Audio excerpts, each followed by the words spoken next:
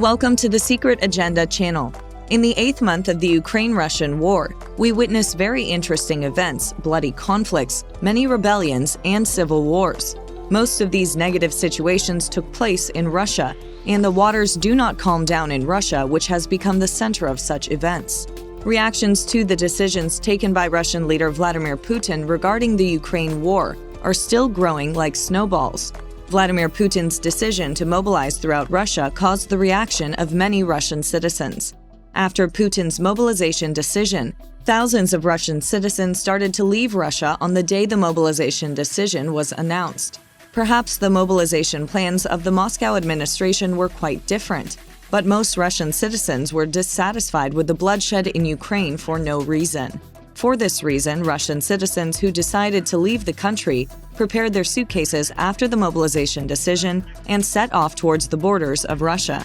And still, Russian citizens who are against Putin's mobilization decision continue to leave their country today. The Russian leader Vladimir Putin, who evolved the mobilization decision, caused much more turmoil in his country because the local Russian people left behind, that is, citizens who did not leave their country, held dozens of protests against the mobilization. After the mobilization, Russia had almost turned into hell with the escapes from this country and the anti-mobilization actions. Russian men in particular did not want to be sent to fight in Ukraine. Most of the promises who fled from Russia were Russian men. Not only Russia, but almost all world states were opposed to Vladimir Putin's mobilization decision. Many Western countries were opposed to Putin's repressive methods and forcing Russian citizens to volunteer. One of the biggest reactions to Putin's decision came from Europe.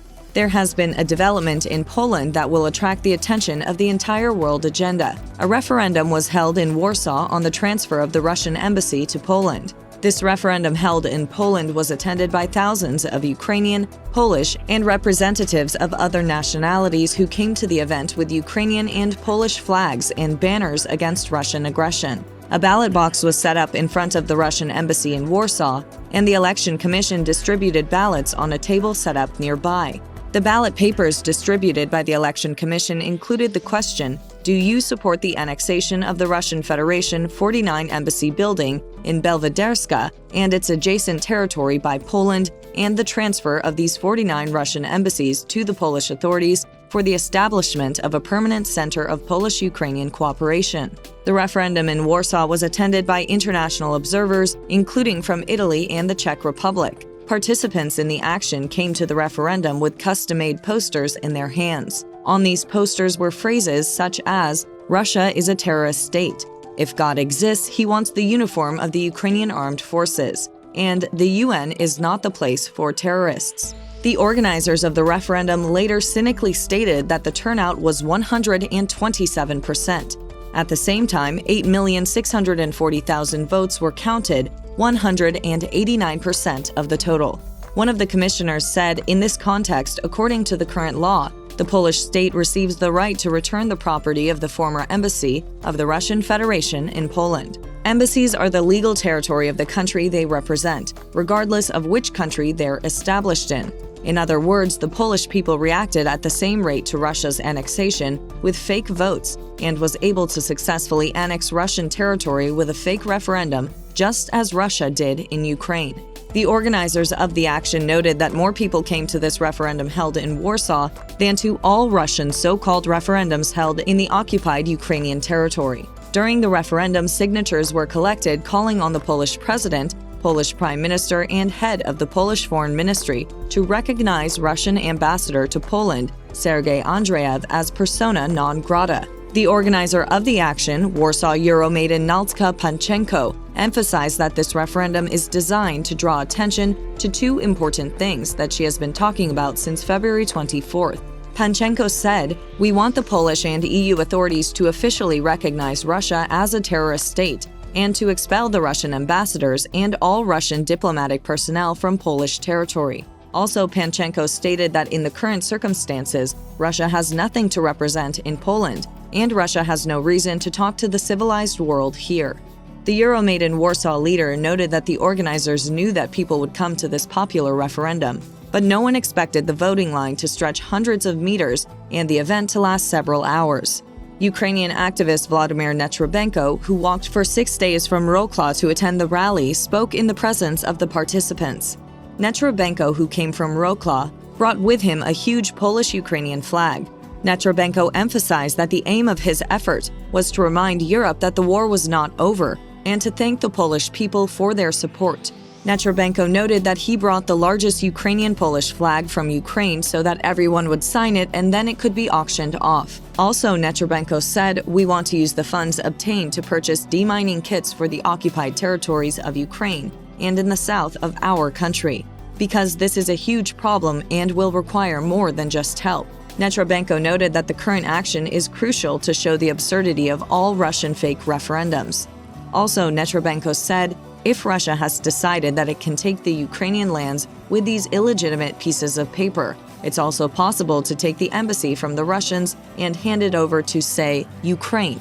Participants in the referendum held in Warsaw chanted slogans such as Kherson is Ukraine, Crimea is Ukraine, Donetsk is Ukraine, Luhansk is Ukraine, victory of the armed forces of Ukraine.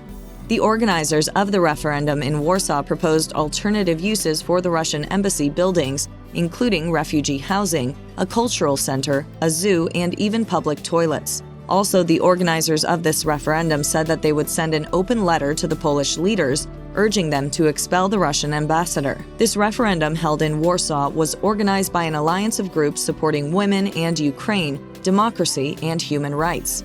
After this referendum, Russians in Poland, even opponents of Putin, began to struggle to renew their residency. Yes, you heard right. These Russian citizens are against the war in Ukraine and against Putin. Olesya Sergeyko, an English teacher from Moscow, is half Russian and half Ukrainian. She moved with her family to Gdansk in Poland in 2021 due to her opposition to the Kremlin's policies.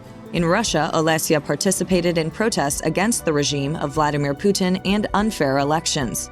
Olesya Sergeyko said, "I've always fought for fair elections, but my experience has shown that we need a lot more people who care to somehow influence the situation. I clearly understood that a change of power in Russia through fair elections is impossible." The family chose Poland as their new home because Olesya's husband has Polish roots and the language was similar to Ukrainian and Russian. Olesya opened a beauty salon with employees from Ukraine and Belarus. Since Russia invaded Ukraine in February, Olesya has participated in several anti-war protests in Gdansk. Olesya said, "I felt a terrible mixture of fear and shame in the first months of the war."